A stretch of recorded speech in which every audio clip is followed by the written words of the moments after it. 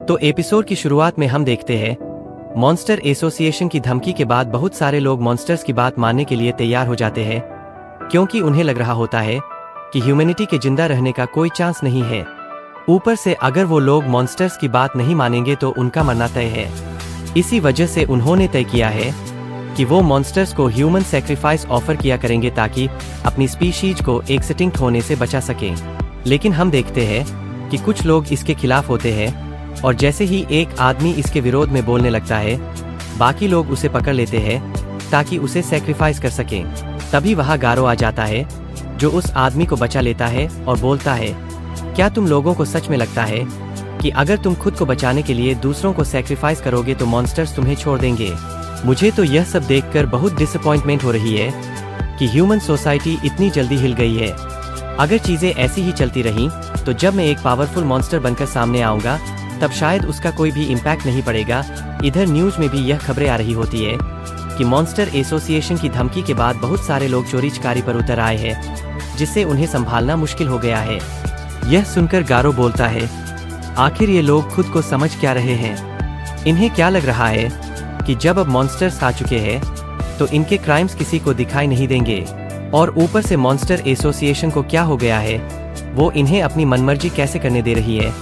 तभी एक सीन में दिखाया जाता है कि एक गुंडा एक बूढ़े आदमी को डरा रहा होता है और बाकी लोग उसे रोकने की कोशिश कर रहे होते हैं, लेकिन वो मानता नहीं। तभी गारो वहां पहुंचता है और उसे हटने के लिए कहता है, मगर वो गुंडा चाकू निकालकर गारो को ही डराने लगता है। जैसे ही वो उस पर हमला करता है, गारो उसका चाकू तोड़ देता है और उसे डराना शुरू कर देता है, जिससे वो पीछे हट जाता है। गारो बोलता है, मुझे ऐसे लोग बिल्कुल पसंद नहीं हैं। मैं अभी इन्हें ऐसा सबक सिखा सकता हूँ कि ये लोग चुप हो जाएंगे, लेकिन फिलहाल के लिए मुझे भूख लगी है। इसके बाद गारो रेस्टोरेंट के अंदर खाना खाने चला जाता है। जैसे ही वो पहली प्लेट खत्म करता है, उसे एहसास होता है कि उसे बहुत ज्यादा भूख लगी है, इसलिए वो मेन्यू की लगभग सारी चीजें मंगवा लेता है। धीरे धीरे वो बहुत सारा खाना खा जाता है और आखिर में सेटिस्फाइड होकर बैठ जाता है। उसी रेस्टोरेंट में साइटमा भी खाना खा रहा होता है, लेकिन जब बिल चुकाने का वक्त आता है तो उसे याद आता है कि उसका वॉलेट तो उसके पास है ही नहीं। ये सोचकर उसके पसीने छूटने लगते हैं। वो जेनोस को भी बुला नहीं सकता क्योंकि उसकी हालत पहले से ही खराब होती है। तभी रेस्टोरेंट में एक अनाउंसमेंट होती है, हमने सिक्योरिटी का खास ध्यान रखा है ताकि कोई भी बिना पेमेंट किए यहाँ से भाग न पाए। हमने इसके लिए एक फॉर्मर प्रो हीरो को भी रखा है। यह सुनकर साइटमा और घबरा जाता है और सोचता है, अगर मैं अब वेटर को बताऊंगा कि मेरे पास पैसे नहीं है तो वो यही समझेंगे कि मैं खुद को सरेंडर कर रहा हूँ। तभी वहाँ फुबुकी आती है, जो काफी देर से साइटमा को ढूंढ रही होती है, लेकिन साइटमा उसे वेट्रेस समझकर डरने लगता है। फिर वो पूछता है, तुम यहाँ क्यों आई हो? फुबुकी जवाब देती है, मैं तुम्हें कब से ढूंढ रही थी। तुम तो हमारी कन्वर्सेशन के बीच से ही चले गए थे। तुम हीरो हंटर को ढूंढ रहे हो ना? चलो, मैं इसमें तुम्हारी मदद कर देती हूँ, लेकिन बदले में तुम्हारी सक्सेस फीस का 70% मैं लूंगी। मुझे लगता है कि तुम्हें ये भी नहीं पता कि जिसे तुम ढूंढ रहे हो वो दिखता कैसा है। साइटमा को उसकी कोई बात समझ नहीं आती।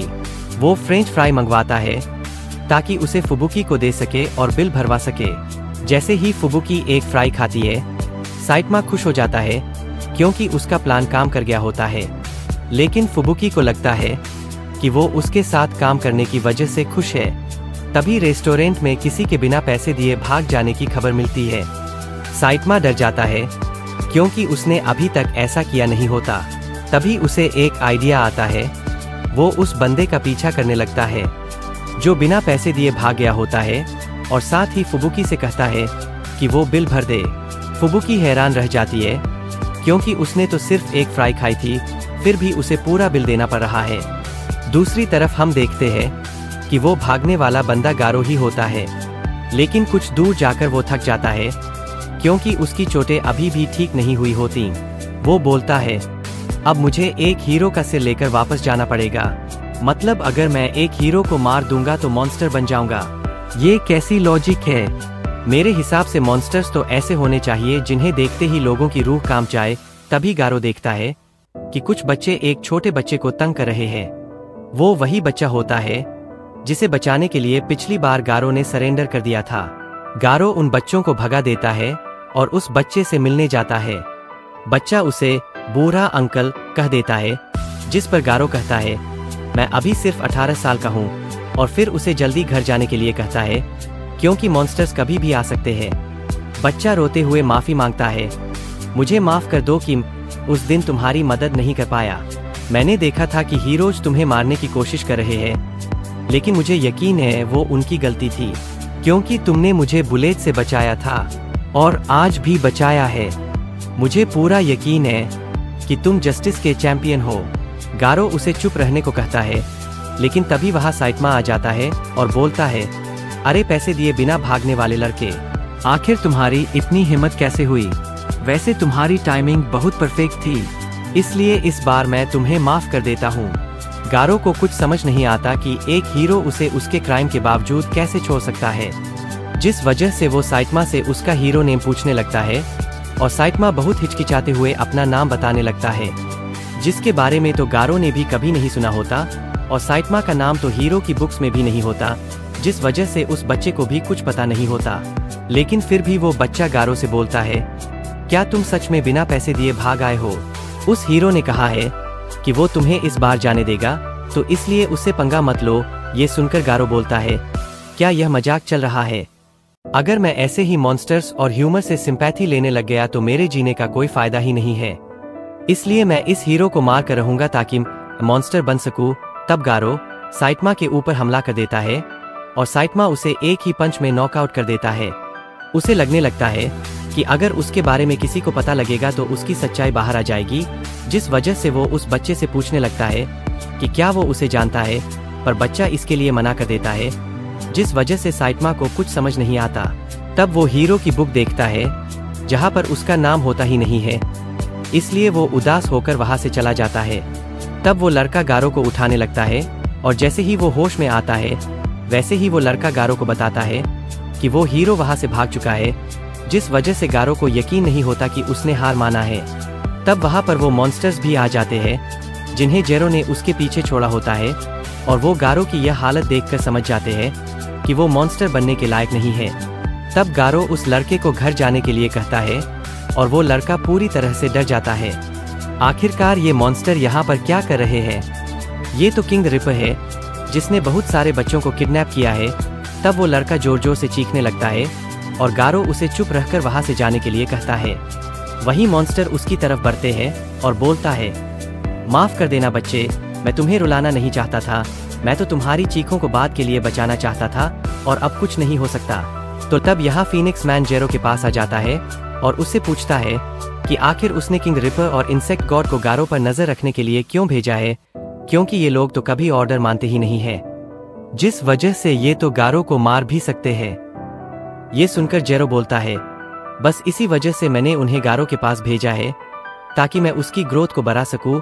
ये उस लड़के का ट्रायल है। पहले हम उसकी बॉडी और माइंड को पूरी तरह तोड़ेंगे ताकि उसके टुकड़े टुकड़े हो जाए, और उसके बाद हम देखेंगे कि वो किस तरह मॉन्स्टर में कन्वर्ट होता है। फीनिक्स मैन यह जानने की कोशिश कर रहा होता है कि आखिर जेरो का प्लान क्या है, इसलिए जेरो फीनिक्स मैन से पूछता है कि क्या उसे पता है कि लॉर्ड उरिची कहाँ से आया है, पर फीनिक्स मैन के पास इसका कोई जवाब नहीं होता। तब जेरो बताता है, लॉर्ड उरिची कभी गारो की तरह ह्यूमन हुआ करता था और काउंटलेस फेलियर्स और सैक्रिफाइसेस के बाद उसने इस फॉर्म में कन्वर्ट होकर मॉन्स्टर किंग बन गया, और मैंने ही उसे क्रिएट किया है। इसलिए अगर गारो को सही तरीके से ट्रेन किया जाए तो वो भी दूसरा लॉर्ड उरिची बन सकता है। और फिर सीन शिफ्ट होता है। हम देखते हैं कि zombie man house of evolution को ढूंढ रहा होता है, इसलिए वो उस गोरिल्ला का पीछा कर रहा होता है जो पिछली बार बाहर आया था। दूसरी तरफ वो मॉन्स्टर्स गारो से लड़ने के लिए आगे आ जाते हैं ताकि वो चेक कर सके कि गारो मॉन्स्टर एसोसिएशन में आने के लायक है या नहीं, इसलिए गारो भी उनके साथ लड़ने के लिए तैयार हो जाता है। तो मॉन्स्टर बोलते हैं, क्या तुम पागल हो जो मॉन्स्टर बनने की एक्टिंग कर रहे हो, या तुम असली मॉन्स्टर हो? मॉन्स्टर्स वो होते हैं जो ह्यूमन होना छोड़ चुके होते हैं और ह्यूमन की दुनिया से अलग हो गए होते हैं, पर मैंने तुम्हें उस लड़के की मदद करते हुए देखा है, ये बिल्कुल भी एक्सेप्टेबल नहीं है। इसलिए अगर तुम्हें मॉन्स्टर एसोसिएशन में ज्वाइन करना है तो तुम्हें उस लड़के को मारना पड़ेगा। तब गारो उस लड़के को वहां से जाने के लिए कहता है। अब वो लड़का डर के मारे उठ ही नहीं पा रहा होता, इसलिए गारो उसे बताता है कि उसकी मदद करने कोई नहीं आने वाला, इसलिए उसे खुद ही उठना पड़ेगा और ताकतवर बनना पड़ेगा। तब वह बच्चा खड़ा हो जाता है, पर तभी किंग रिपर उस बच्चे पर हमला कर देता है, जिसे गारो अपनी टेक्निक से रोक लेता है और उसे उठाकर दूर फेंक देता है। मॉन्स्टर्स फिर से उठकर वापस आते हैं। तब गारो उस बच्चे को भागने के लिए कहता है और वो बच्चा भाग जाता है। मॉन्स्टर्स डिसाइड करते हैं कि अब वे गारो को मार डालेंगे, क्योंकि अगर वो एक बच्चे को नहीं मार सकता तो वो मॉन्स्टर बनने के लायक नहीं है। इसलिए मॉन्स्टर्स गारो पर हमला कर देते हैं। वहीं दूसरी तरफ zombie man house of evolution को ढूंढते हुए एक जगह पहुंचता है। वो बोलता है, आखिरकार मैं अपने दुश्मनों तक पहुंच ही गया। ज़ॉम्बी मैन एक शॉप पर पहुंचता है जहां हाउस ऑफ एवोल्यूशन का नाम था, और वो उन्हें बाहर आने के लिए कहता है और उनकी तरफ गन पॉइंट कर देता है। तब हम देखते हैं वहां वो गोरिल्ला होता है और वो ज़ॉम्बी मैन को बताता है कि हाउस ऑफ एवोल्यूशन तो बहुत पहले ही डिस्ट्रॉय हो चुका है। ये सुनकर ज़ॉम्बी मैन हैरान हो जाता है, क्योंकि उसकी बरसों की मेहनत बर्बाद हो चुकी होती है। और इसी के साथ ये एपिसोड यहीं खत्म हो जाता है। अगर आपको वीडियो पसंद आई हो तो लाइक करें, शेयर करें और कमेंट करें, और अगर आप इस एनिमे के और एपिसोड्स देखना चाहते हैं तो चैनल को सब्सक्राइब करना ना भूले। तो चलिए अब हम मिलते हैं आपसे अगली वीडियो में, तब तक के लिए बाय बाय।